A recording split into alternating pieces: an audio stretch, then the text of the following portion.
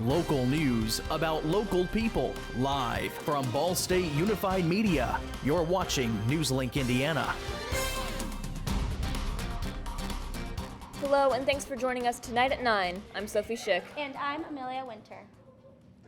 Tonight, the Ball State Student Government Association, SGA, took stage at the Student Center for their annual Introduction to the Tickets debate. The debate covered a wide array of issues, bringing to light the views and plans of two tickets running for leadership. The first ticket, featuring President nominee Samuel P. Adams and Vice Presidential nominee Angel Esquivel Vaquez, took the stage alongside the second duo, Presidential nominee Noah Poole and Vice Presidential nominee Brianna Large. The candidates delved into their platform points, addresses issues, and different strategies for campus improvements. We're going to continue to really check in with the student body and see what they want, because although we have a platform that we already have set, that doesn't mean there isn't room to change and add on more concerns that students have. The thing we've made has been focused entirely on suggestions and questions brought to us by the student body.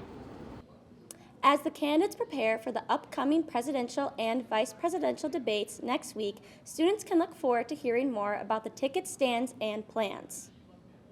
And student success coaches are here to help students. One success coach, Rachel Anderson, is helping students cope with overwhelming emotions in their life, in turn overcoming them through strategies. A workshop was held today to give students the chance to communicate about their stress. Anderson chose to think about it from a coaching and student perspective. I was thinking, how do I individually, as a doctoral student myself, how do I beat overwhelm in my life, and are these strategies that could also help someone else? Anderson encourages students to schedule a coaching session with their student success coach in hopes for more growth and more change.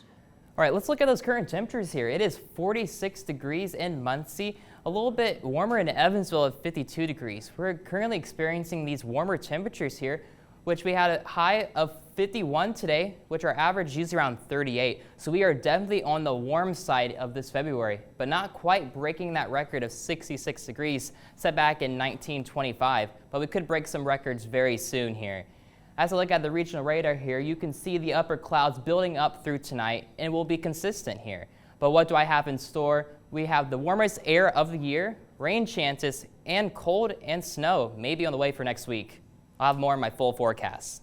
Hunter, thank you. An Indiana man is sharing his story of survival after he was trapped in a vehicle for nearly a week. Sean English has the story. A long, grueling 6 days trapped in a wrecked car. And it wasn't really until I was in the ICU where I'm like, I'm gonna live. Now, December, he's driving home after working all day in Hobart and spots a deer in the road. I see a pair of what looks like deer's eyes in the middle of the road, and I swerve onto the shoulder. And I go to swerve back onto the highway, and by then the guardrail had already popped up. Matt crashed and came to a stop below an overpass on I-94. He couldn't move, reach his phone, or honk the horn. His full-size truck that damaged. He then passed out, and when he woke up, his mindset changed to, how am I going to survive? Matt then found his saving grace, rain, which is quite rare in December, but for Matt, it potentially saved his life. I take kind of that visor that covers up the sunshade, and I can kind of put a bend into it to where that'll just funnel all the water, and then drink the water through the sweatpants, trying to filter out any kind of the debris or anything like that. With no way to move or contact anyone, Matt's only option was to attract attention. For the 6 days I was down there, I'd been waking up at 7 o'clock every morning-ish and just yelling till about noon. As the 6th day started, Matt was starting to lose hope that he would be found. I came to terms with self-harm and suicide. I thought about it. I acted on it 3 times. Then 2 fishermen, Mario Garcia and Navardo Del Torre, discovered the wrecked car. Mario kind of pulls back the curtain airbag, and he looks at me. He's like, "Are you alive?" I'm like, and I still can't believe it's a person. Matt was rescued and airlifted to South Bend Memorial Hospital, where he finally realized he was going to survive. And that was one of the most impactful moments for me, you know, because I finally came to the realization that I'm going to live. An optimistic Matt considers what happened a best-case scenario. I didn't have any internal injuries. My biggest injury was my leg, but I had lost all feeling to that within the first 10 minutes. And his positive attitude is a common theme. If I can save one person's life, I'm great with that. If I can save 1,000 people's lives, I'm even better with that. Reem is now focused on getting his prosthetic leg and relearning how to walk. And the terrifying door plug blowout aboard an Alaska Airlines jet last month could happen again. That's according to the head of the National Transportation Safety Board. The Alaska Air incident prompted the FAA to temporarily ground all 737 MAX 9s in the U.S. until they passed an inspection. And sent ripple effects of aviation safety concerns all the way to Capitol Hill. Laura Aguirre has more on the federal investigation and how safe is flying public. Of course, something like this can happen again. Chilling words for any potential air travelers from the chair of the National Transportation Safety Board Wednesday. There is no way that this plane should have been delivered with 4 safety-critical bolts missing. Jennifer Homendy is referring to the Boeing-made 737 MAX 9 that suffered a traumatic door plug blowout during an Alaska Airlines flight last month.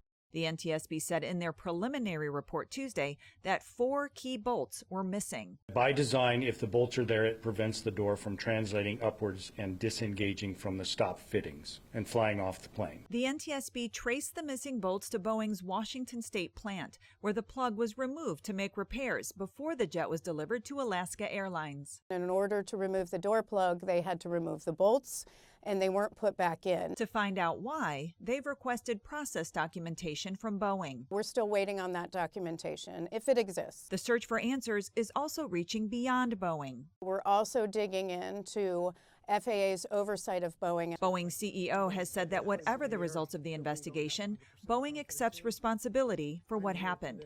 As for safety, Homendy says passengers can fly with confidence.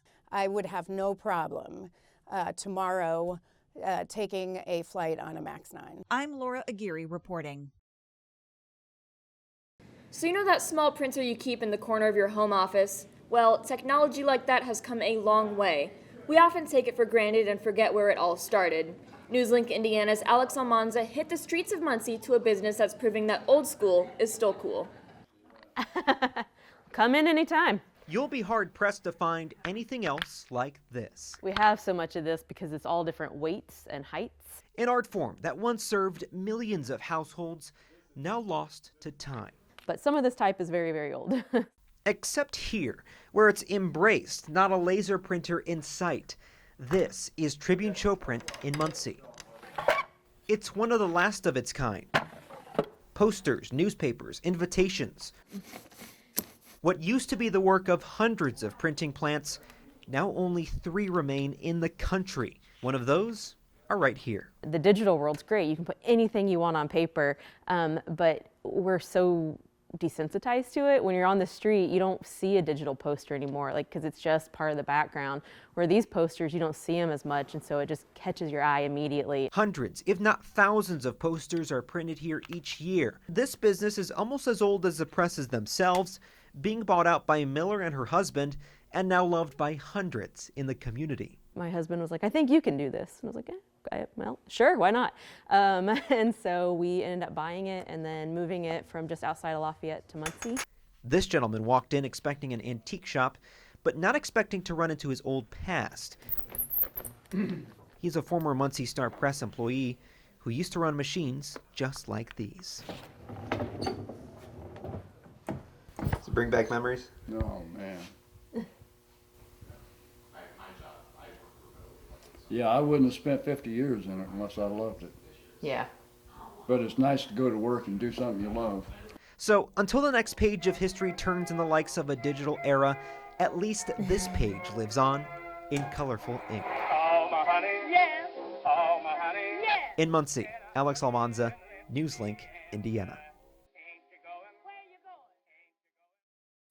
Tribun CH Print is also gearing up for a busy year as they print posters for upcoming spring and summer events. I'm weather forecaster Hunter Luzader. Let's take a look at those 24-hour temperature change. We are actually 12 degrees warmer than this time yesterday, and we are definitely feeling that because we are above average in our temperatures, which again, today we reach a high of 51, but we could also break some records tomorrow potentially with those warmer air temperatures. As we look at the current regional radar here, you can see the upper level clouds are developing in our area ahead of some rain that's coming Thursday evening here. And as I zoom in, you can see the cloud cover is going to stay for the rest of the evening actually, with our current temperatures here being 46 degrees and 46 in Shelbyville as well. But as I go into Kokomo, it is 38 degrees. So definitely a little bit mild, but tonight, as we go into the hometown here, most of the area is in the lower 40s, but farmland is of course at 46. So definitely we'll start cooling down tonight as we have mostly cloudy conditions with a low of 40 degrees, winds south 10 to 15 miles per hour. And those winds will become constant as we go through tomorrow as well. Like I mentioned, as you head out the door, it'll be 43 degrees, but it will gradually start to increase by noon, being 52 with a high of 56, potentially breaking some records here for the state of Indiana. But not only that, but we will have lots of wind coverage for tomorrow. Starting off for the morning, we'll have anywhere between 10 to 20 mile gusts, but as we go closer to this rain system here, we'll have gusts up to 30. So if you have any loose objects on your property, make sure to secure those in case it blows away due to those heavy gusts.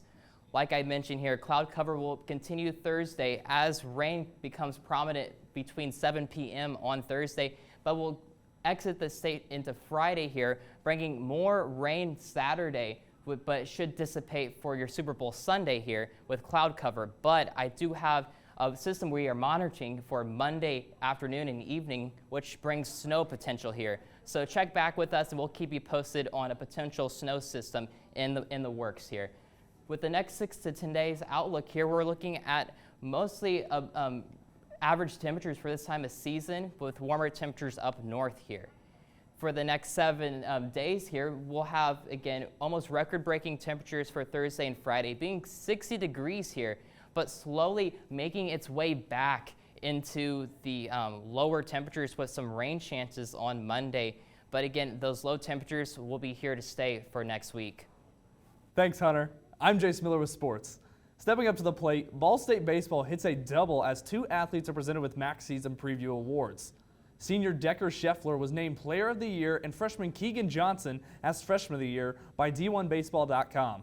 Scheffler appears on the first team All-MAC in 2023 as the 65th best outfielder nationally. Scheffler also led the Cardinals last season with a batting average of .378, on-base percentage of .453, 8 home runs among 74 total hits. The Cardinals start their season next weekend at the Swig and Swine College Classic in Charleston, South Carolina. To bounce things over to the basketball court, Ball State men's basketball faced off against the Ohio Bobcats last night in Worthen Arena. The Cardinals off to a rough start in the first half, slinking into halftime, trailing 36-27. In the second half, the Cardinals found new life as junior Jalen Anderson takes charge and leads the Cardinals, dropping 22 points and securing 9 rebounds. Mickey Pearson Jr. also contributes 18 points and 9 rebounds for Ball State. Things are all even at the end of the regulation between the Cardinals and Cats. Ball State State's efforts just not enough in extra time, resulting in a tough 84-79 loss. Ball State will be back in action against Texas State in the MAC SBC Challenge this Saturday. Tip-off is set for 5 p.m. Thanks, Jace. That's all tonight for NewsLink Indiana. Stay up to date with our show schedule on our Facebook page. And for news anytime, anywhere, go to ballstatedaily.com. Have a great night.